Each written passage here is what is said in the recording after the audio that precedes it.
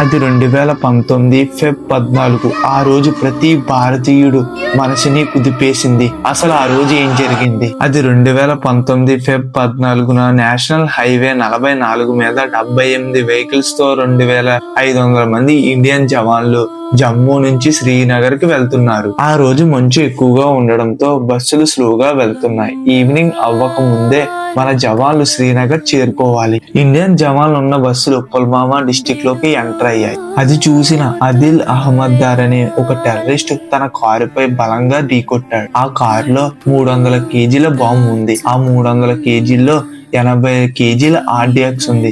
అది ఎంత గట్టిగా పేలిందంటే 40 మంది జవాన్లు దాకా చనిపోయారు. అలాగే 35 మంది గాయపడ్డారు. తర్వాత ఇన్వెస్టిగేషన్ లో తెలిసింది ఏంటంటే ఆదిల్ అహ్మద్ దార్ ఒక జమ్మూ కాశ్మీర్ లో ఒక లోకల్ వ్యక్తి. తను 2016 నుంచి 2018 వరకు ఇండియన్ జైల్లో ఉండడంతో ఎలాగైనా ఇండియాపై కక్ష సాధించాలని 2018 మార్చిలో ఇంట్లోంచి వెళ్లిపోయి జైషే మొహమ్మద్ అనే టెర్రరిస్ట్ గ్రూప్ తో చేతులు కలిపాడు. 1 సంవత్సరం తర్వాత ఈ అటాక్ ప్లాన్ చేసి దాన్ని పూర్తి చేశాడు. పాకిస్తాన్ ఒక అమ్మకి అబ్బకి కనుక పుట్టుంటే మా ఎదురుగుండా వచ్చి యుద్ధం చేయమని చెప్పండి. 5 గంటలు.